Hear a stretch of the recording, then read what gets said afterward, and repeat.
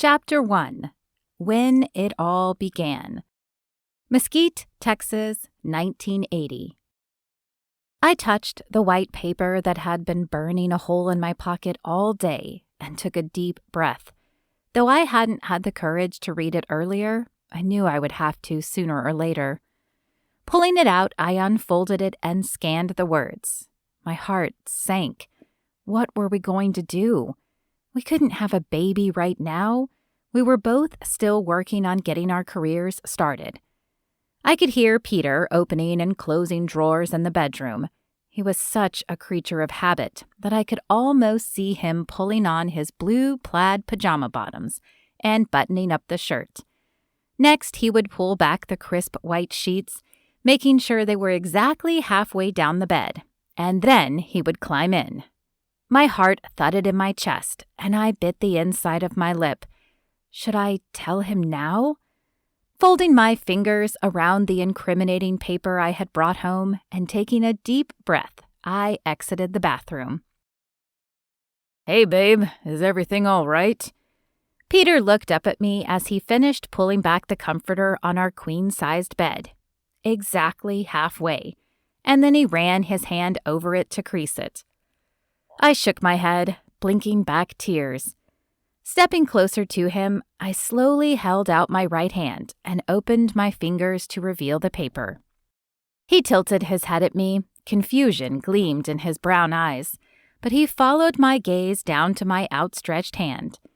He picked up the white paper, and his eyes scanned back and forth. "I don't understand. How did this happen?"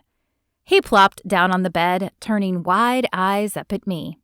I sat down beside him and picked at a thread in the comforter.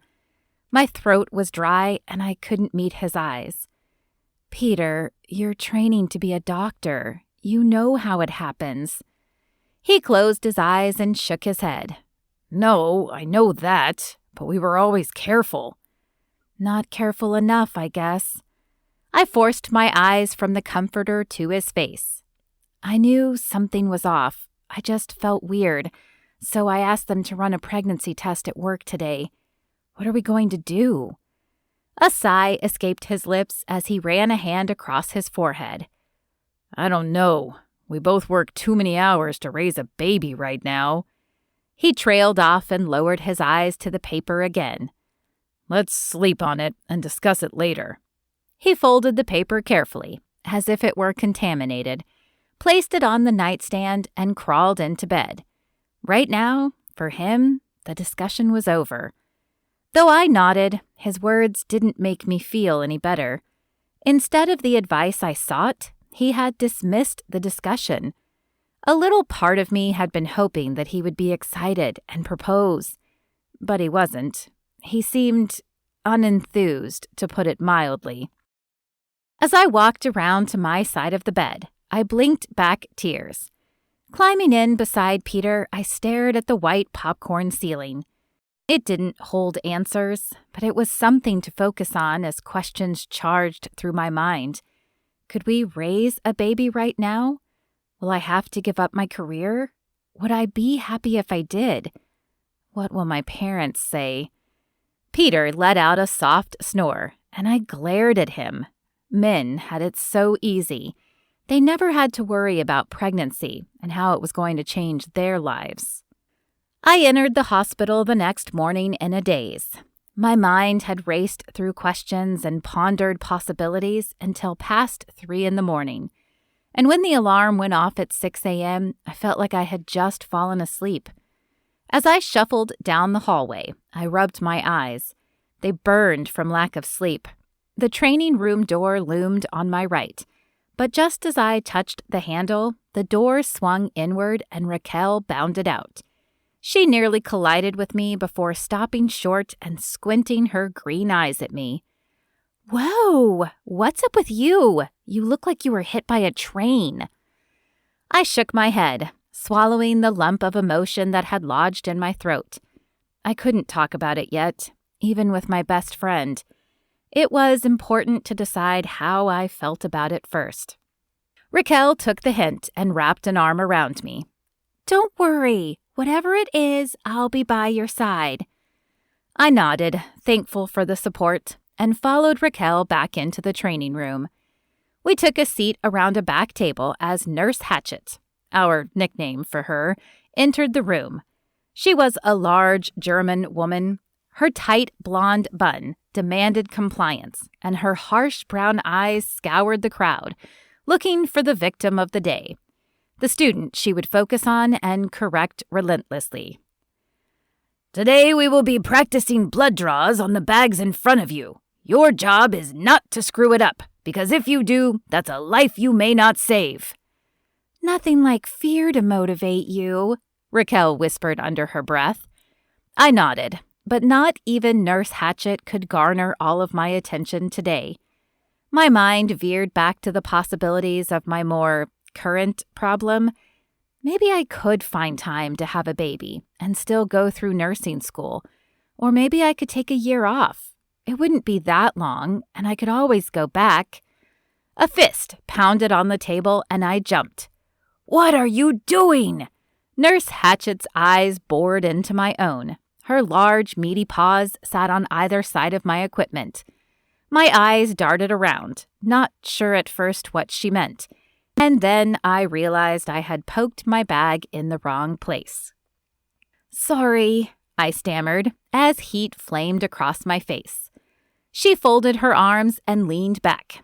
Your patient just died.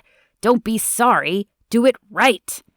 I nodded, shaking my head to clear the invading thoughts. Focus. I had to focus, or I'd get kicked out of the program and a baby really wouldn't matter. Raquel squeezed my arm in reassurance as Nurse Hatchet stomped off to terrorize the next student. The rest of the day passed in a fog. I had no clear memory of anything I'd done.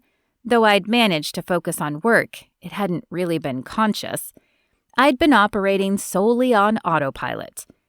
Relief flooded my body as I pulled into the apartment parking lot and saw Peter's car. Maybe we could finally talk about this pregnancy so I could get my brain back. The smell of pasta filled the air as I entered the front door. Peter stood in front of the white stove, stirring a pot. He turned at the sound of my footsteps and smiled. There you are, just in time. The spaghetti is perfect. Okay.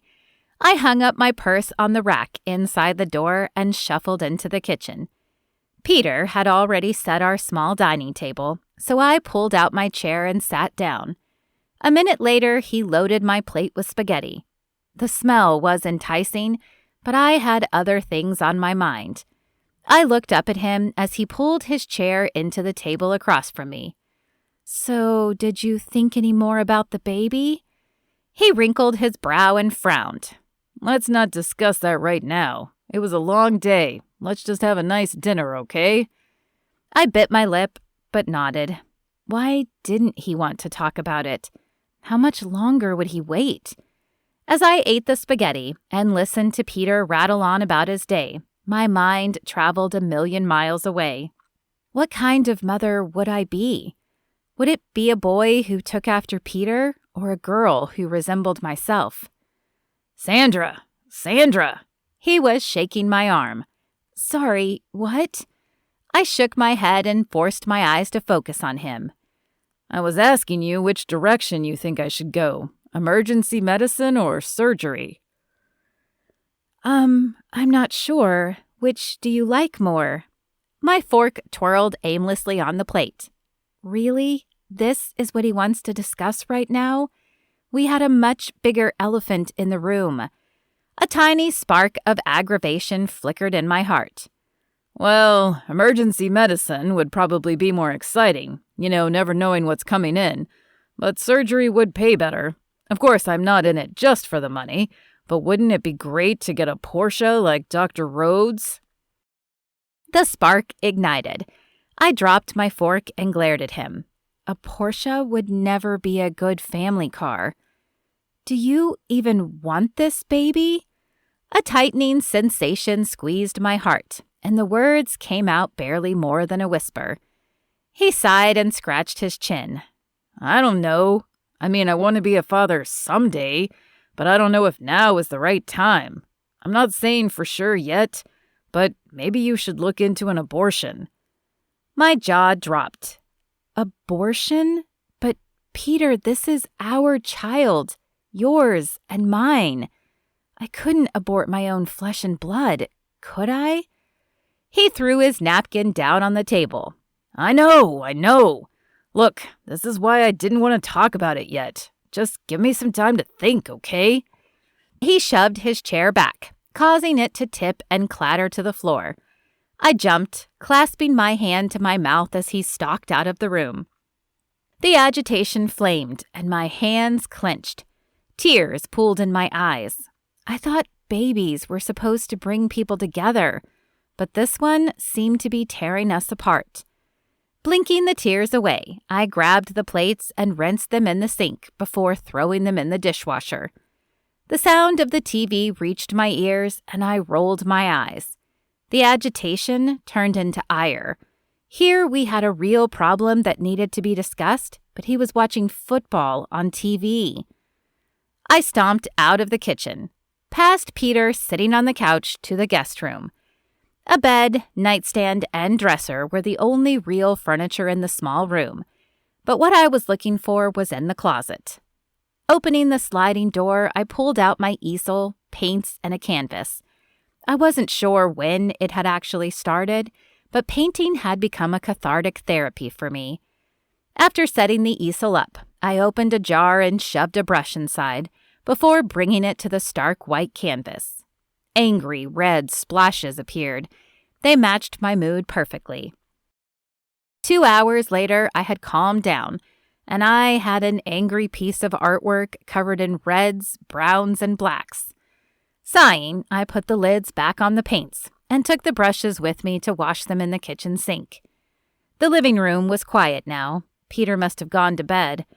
I washed the brushes, dried them, and then headed to the bedroom myself. He lay in bed with his eyes closed, but I could tell from the uneasy cadence of his breathing that he was still awake. After brushing my teeth and changing into pajamas, I crawled in my side of the queen-sized bed. As I pulled the stark white sheet to my face, I could almost feel the tangible chill in the space between us. Once again, I found myself gazing at the ceiling, searching for answers it couldn't provide. When the alarm went off the next morning, I turned it off and held my breath. Silence met my ears. No shower, no TV, no kitchen noise. I rolled over and sighed in relief that Peter's side of the bed was made up, and he was clearly gone. The previous night had been too tense, and I didn't want that same feeling this morning.